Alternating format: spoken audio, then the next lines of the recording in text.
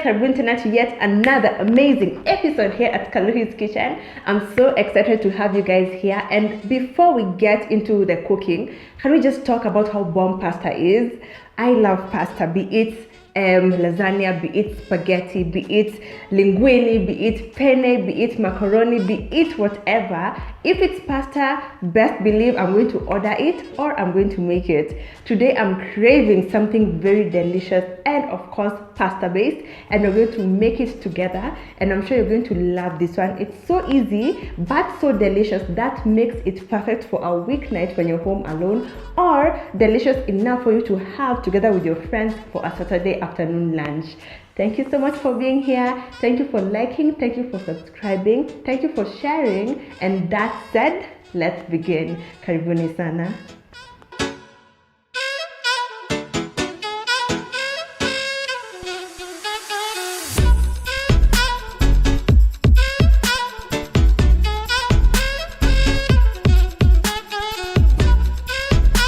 So my pan already has some oil, some salt, and a dash of pepper. And now we're going to go in with the very first ingredients. And for that, I chose to go with some red onions, some garlic, and some dhania stems. I know I have sung this chorus time and time again, but for the sake of those of you who are new to this channel, allow me to repeat. Dhania stems, in comparison to dhania leaves, are more potent in the flavor of dhania. That means when you cook them at this very first stage of When you use them at this very first stage of cooking, that exact flavor seeps into the oil, and because of their structure, they're more suited and more stable to be used at this first stage of cooking that has high heat. Dhania leaves are more tender and more delicate, and they're more suited for garnish at the end. I've said this time and time again, but always remember, dhania stems go at the beginning and dhania leaves go at the end as a garnish. That said, let's go right in with our first ingredient, and that's our red onion, followed by our garlic and then our dhania stems. We're going to mix it all up and let it saute until softened and fragrant. Our onions are now perfectly softened, and I love how they look, and I also love how they smell. So next we're going to grab the second ingredient, the fourth ingredient, and go right in, and that is some tomato paste. You can use fresh tomatoes in place of tomato paste, but the color of this dish will not be as deep and as rich as it would have been if you use tomato paste. I highly recommend that you use tomato paste. You can maybe use both tomatoes and tomato paste, but if you can use only tomato paste, it will still be perfectly fine. Perfect. Now that is in, we're going to set that aside and then go right in with our spices. And for that, I chose to use paprika, coriander powder, and some cumin. And now that our spices are in, I'm just going to give this a rough mix.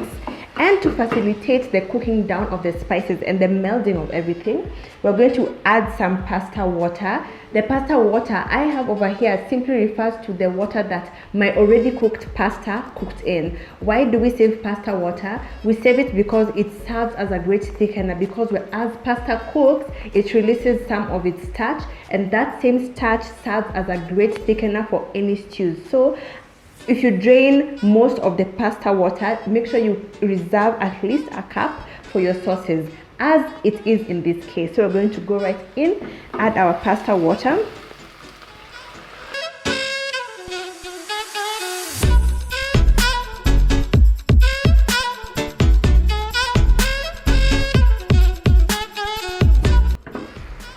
We're now nearly at the 5-minute mark. Everything smells so fantastic, and you can tell from both the color, the texture, and the consistency of our tomato paste that the spices have indeed cooked through and through.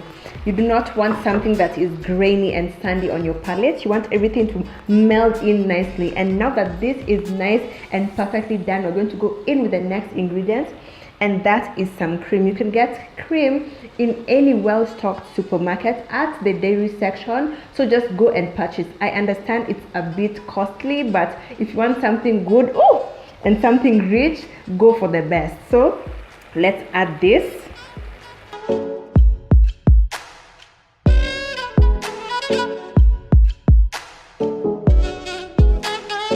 Perfect.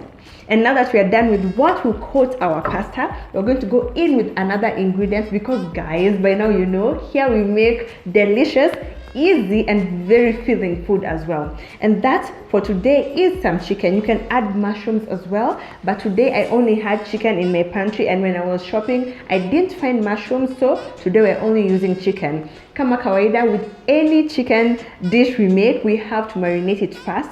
For my chicken, I marinated mine with some rosemary, garlic, balsamic vinegar, and a bit of cumin. And as you can see, there's some cumin in the chicken and some cumin in our mchuzi as well. So that means those two flavors will tie in together and go very well with each other. So let's go right in and add our chicken.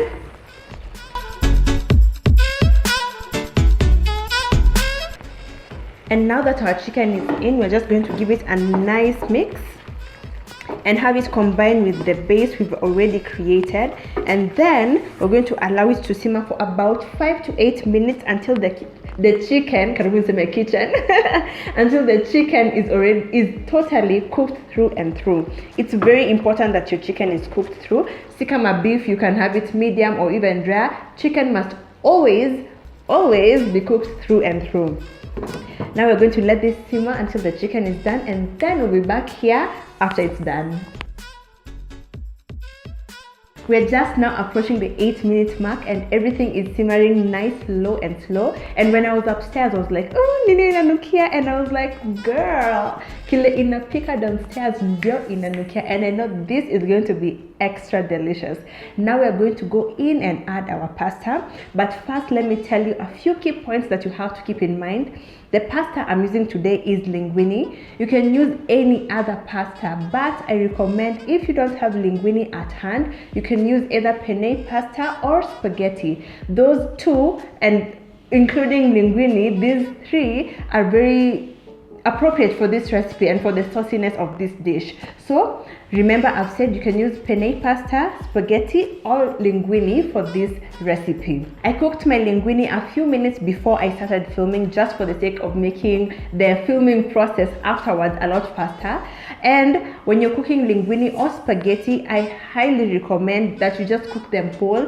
Usizikatakate hivi ndogo ndogo kama mchele ati ndio I don't know what. Cook them whole so that when you add them in this dish, they're nice and saucy, and it's also easier for you to pick them up with your fork, because you just tie them around the fork and eat them, as opposed to kula hivi kama mchele. No, just place them whole in your hot water and let them cook down when they're still whole and long. After my linguine was done, I saved a cup of pasta water, which we've already incorporated into our dish, and then drained the rest. After I drained all the water, I just ran my pasta through some cold water, and that allowed them to stay separate after we're done cooking. Ensure you run them through some cold water so that they don't stick together and become pasta ugali. Just run them through some cold water so that they stay nice and separate. Now that we've gone through the things you need to keep in mind while making this dish, we're going to go right in and add our pasta, give it a good mix, and then add our finely chopped dhania, then proceed to plating, and then we'll be done. See you on the other side.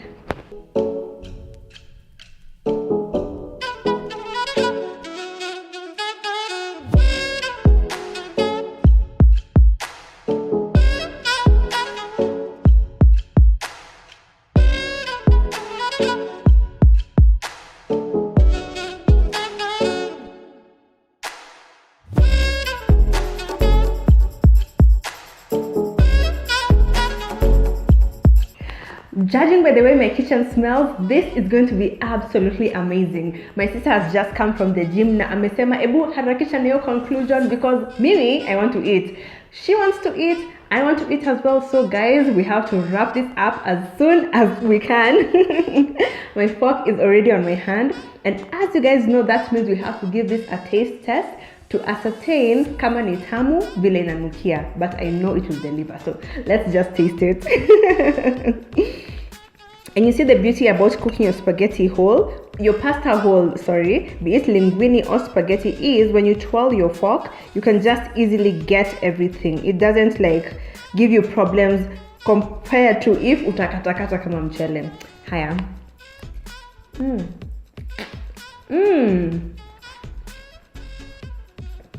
Wow, guys, absolutely perfect. Perfect. It's nice, full-bodied creaminess really comes through.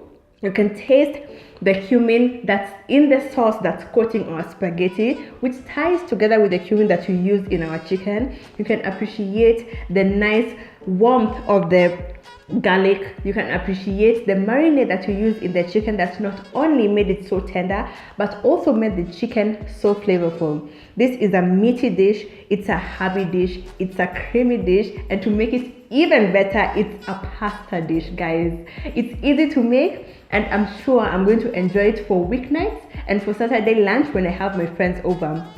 Don't forget, the exact recipe quantities are on my blog, link on my description box. Kama kawaida, I'd love for you to try this out. Take a photo, tag me on any social media platform. It's my lifelong calling to show you off. Thank you so much for watching. Thank you so much for subscribing as well. Do not forget to share this video in all your WhatsApp groups, all your Facebook groups, and leave a comment down below. And if you have nothing to say, just leave me a heart or a flower and I'll surely appreciate it. For me, it's now time to go eat my lunch, pour myself a nice tall glass of wine, and enjoy the rest of my Wednesday. You too, enjoy the rest of your day. Bye, guys.